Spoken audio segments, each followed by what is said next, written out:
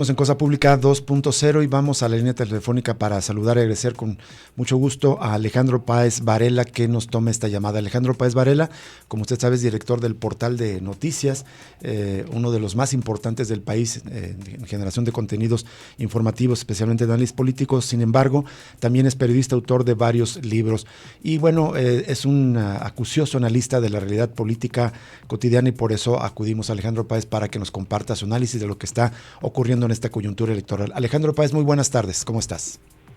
Muy bien, encantado de estar con ustedes. Muchas gracias, Alejandro. Pues, ¿cuál es tu análisis en lo que va de esta coyuntura electoral? Quizás algunos elementos recientes sean estas encuestas que se han publicado en esta semana que otorgan una considerable ventaja a la precandidata, aunque oficialmente no es nombrada así todavía, de Morena, del bloque oficialista, Claudia Sheinbaum, y una gran desventaja de la candidata del Frente Amplio por México, Xóchitl Gálvez. La otra es, pues, todavía la apuesta de Marcelo Ebrard por querer exigirle a Morena no solamente que haga un recuento, sino señalamientos, parece ser que graves, incluso de manipulación de cifras. ¿Cómo estás viendo tú el reacomodo de la coyuntura electoral, Alejandro Páez? Bueno, efectivamente, haces un buen resumen con lo que acabas de comentar. Creo que son los dos grandes asuntos en este momento. El primero, lo que comenta sobre Xóchitl Gálvez, pues obviamente, pues es, digamos, hasta sorprendente la sorpresa de muchos columnistas y analistas y periodistas y medios por los números que arroja Xóchitl Gálvez.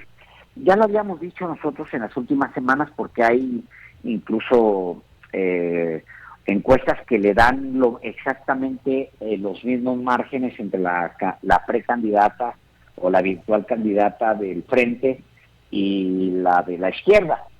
No hay mucho más que, digamos, de lo cual asombrarse, porque habían intentado inflar a Xóchitl Gálvez, habían intentado, pues con todos los recursos y con todos los medios, inflar a Xóchitl Gálvez hasta el nivel casi de la Virgen de Guadalupe. No lo digo yo, sino pues lo que dijo en su momento Guadalupe Loaesa. Pero lejos de la broma, pues sí es alarmante, digamos, la manera en la que están leyendo con el espejo retrovisor. O sea, las encuestas tienen circulando ya semanas y es la encuesta del Universal la que les avisa repentinamente que se trata de una campaña convertida en un fiasco. Es un fiasco para ellos, efectivamente, que no habían atendido la demás información, aunque no es una sorpresa para cualquiera que haya visto la fantasía Xóchitl Gálvez inflarse sin ningún sentido. Entonces creo que por ahí va a haber noticias la próxima semana, porque la campaña de Xóchitl Gálvez o el cuerpo que la asiste va a intentar colocar algunas encuestas en los próximos días. Se dice que van a publicar la de México Elige el lunes. ¿Qué es México Elige? Bueno, pues es una encuestadora ligada al PRI. Sus dueños son desde hace muchos años ligados al PRI. Él, uno de los dueños, de hecho, asistió al evento de Xóchitl Gálvez en el PRI y pues es digamos conocida su relación con el PRI. Sería una tontería que Xóchitl Gálvez saliera el lunes con una encuesta a modo, además metodológicamente no válida, porque es una encuesta que se hace por internet. En fin, creo que estamos viendo lo que ya era previsible, el desplome de Xóchitl Gálvez. Me parece más interesante lo de Marcelo Ebrard, no por el efecto que pueda tener en 2024, que también es medible y que también es interesante, sino por la apuesta que él está haciendo. Mira, y de hecho estoy escribiendo justo sobre eso. Sobre ese tema. A mí me da un poco de... No me gusta el cine de terror. No lo veo muy de vez en cuando si caigo por un título que me engaña, ¿no? Y entro al cine de terror. Yo no lo veo. Pero lo que estoy viendo en Marcelo es básicamente una película de terror. O sea, lo estoy viendo degradarse a Marcelo casi a diario, en el afán de ser candidato presidencial. Y lo estoy viendo perder la figura y perder lo que él había ganado en los últimos años. La película de terror, sea una monja o sea un payaso o sea Drácula, o sea quien sea, todos sabemos que al final no va a llegar bien, o sea, no va a estar bien, pero en el camino pues intenta la monja o el payaso o el fantasma o el asesino serial hacer el mayor daño posible a sabiendas de que no va a terminar bien. Y así lo siento yo a Marcelo, en una película terrible de terror. ¿Y en este final lo ves como candidato de Movimiento Ciudadano, Alejandro? Sí, sí lo veo. Yo creo que él está caminando hacia allá.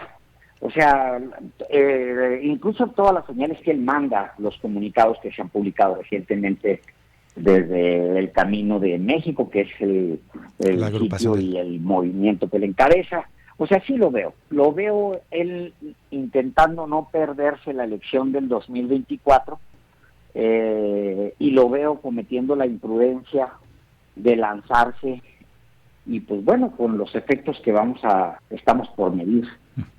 De hecho, parece ser que se consideró que la convocatoria lanzada por la Asamblea Nacional de Movimiento Ciudadano o el Consejo Nacional, con este requisito de pedir 500,000 firmas, pareciera estar más destinado a Marcelo Ebrard que a los propios candidatos internos de Movimiento Ciudadano, como podrían ser Samuel García. Sí, pues es conocido. Mira, Movimiento Ciudadano va a ir por el 7, 8, 9% que le pueda dar, o el 10 o el 12% que le pueda dar Marcelo, después de que Dante Delgado hizo una apuesta terrible en el 2018 y le fue muy mal en 2018, que fue una votación mala para Movimiento Ciudadano. Entonces ellos van por una votación alta que les permita mantener pues una buena posición en el Congreso, y que le permita a Dante Delgado también mantenerse como cacique de Movimiento Ciudadano. Ya lleva 30 años viviendo, él y su familia llevan 30 años viviendo de Movimiento Ciudadano, antes Convergencia. Pues es lo que él busca, eso es lo que él quiere, y está bien. Pues digo, si la gente vota por él, pues está bien.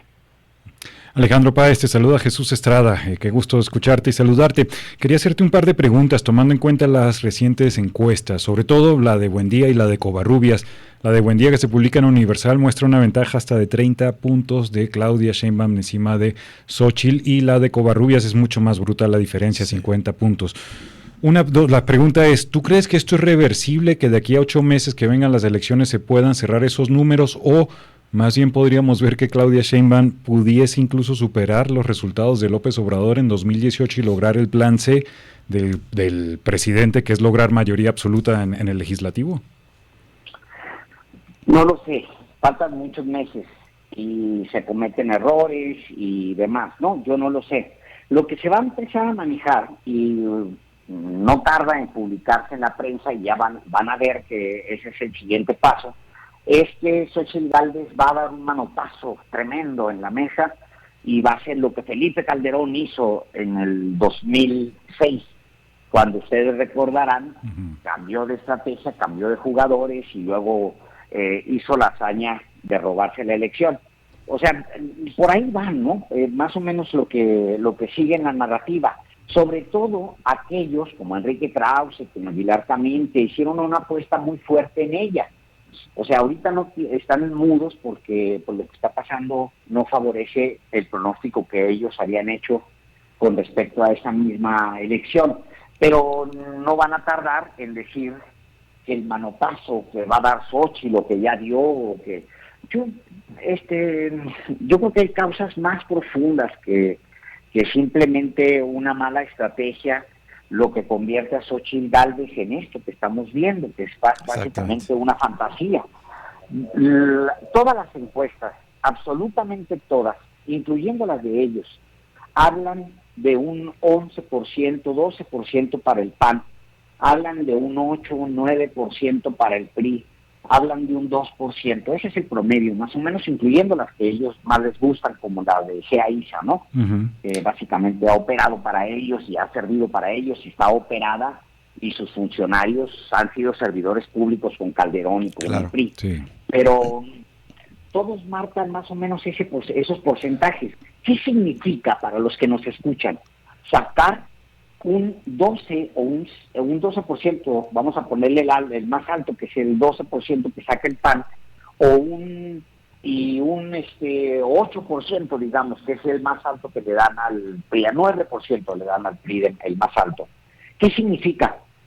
Bueno, es exactamente la mitad de la votación que obtuvieron en 2018. El PAN sacó 22 puntos porcentuales en el 2018. El PRI sacó, no recuerdo si eran 15 y fracción o 16 puntos. O sea, la mitad es 8. Y el PRD sacó casi un 6%, 5 y fracción, 5.70 y algo. ¿Qué significan los números? Bueno, que el PRD va a perder su registro. Qué bueno que lo pierda, por otro lado, pero bueno, es consideración mía. El PAN se va a la mitad y el PRI se va también a la mitad. Si Marcelo Ebrard es candidato y jala votos, no va a jalar los de Morena, hombre. No son votos de Morena, es un voto que se generó muy fiel y que se ha endurecido en estos años a punta de mentadas. O sea, no está padre para un votante de López Obrador es ver a que Vicente Fox y Javier Lozano los llama imbéciles todos los días, ¿no? No está padre. Entonces se ha endurecido, ese voto es un voto muy duro a favor de López Obradorismo. Entonces yo creo que va a jalar voto más bien del centro, que es el voto de Xóchitl Gálvez, eso es a donde le va a pegar. Si fuera así, si Marcelo jala voto de Xóchitl Gálvez, lo que vamos a ver en realidad es la recomposición de todo el sistema de partidos en México. Claro. Lo que estamos a punto de observar es la casi desaparición del PRI. El PAN se iría a una tercera fuerza electoral y el PRD desaparecería, lo cual, dado los que han pasado apenas 6 años, significaría la más grande reconfiguración de fuerzas políticas en la historia de México. Simple. Así es. Y como bien decía, las causas de fondo de como fenómeno de desinflarse de Xóchitl Gálvez tiene que ver justamente con que, por más que en algún momento se presentara como una buena candidata, con una supuesta buena narrativa, bueno, después ha cometido errores, pero la causa esencial es que carga con el desprestigio de los partidos viejos, de los partidos tradicionales, ¿no? Y su propio desprestigio, no se nos olvide. Así es. O sea, falsificar tu trabajo para graduarte, para recibirte, no está padre. Tampoco está padre que durante los últimos 20 años esta servidora pública haya hecho tantos negocios con gobiernos cuando está prohibido por la ley. Claro. Tampoco está padre que la casa que habita en este momento, la casa física donde vive, es una casa que no tiene siquiera autorización, que fue autorizada por ella cuando era alcalde, delegada en su momento, aquí en la Ciudad de México. Ella autoriza esa construcción, después compra la casa con un super descuento de millones de pesos y resulta que quien se la vende, la persona que le vende, su hija trabaja con ella en una de sus empresas. O sea, no está padre por donde lo vean. No está padre tampoco que ella se diga trotskista cuando no existe ninguna sola evidencia de que lo haya sido. No está padre que ella en el Día Internacional del Aborto prefiera callarse cuando ella se había dicho abortista. No está padre que ella una y otra vez haya señalado que su padre era un golpeador, sobre todo cuando la entrevistaban feministas, y luego después va al PRI y les dice en el PRI que su padre es su orgullo porque había sido priista hasta el último día de su vida. No está padre toda la fantasía Xóchitl Gálvez. No, claro. Eso es lo que está pasando y la gente no es tonta, se está dando cuenta de qué se trata la candidata del PRI. Muchas incongruencias.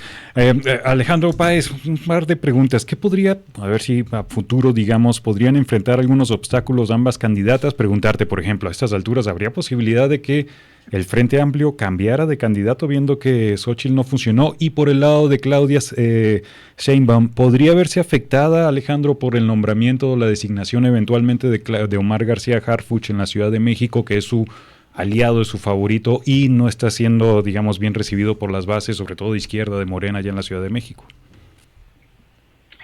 Sí, mira, lo de Xóchitl Gálvez, hay muchos rumores en ese sentido, pero hasta donde yo recuerdo, nunca las élites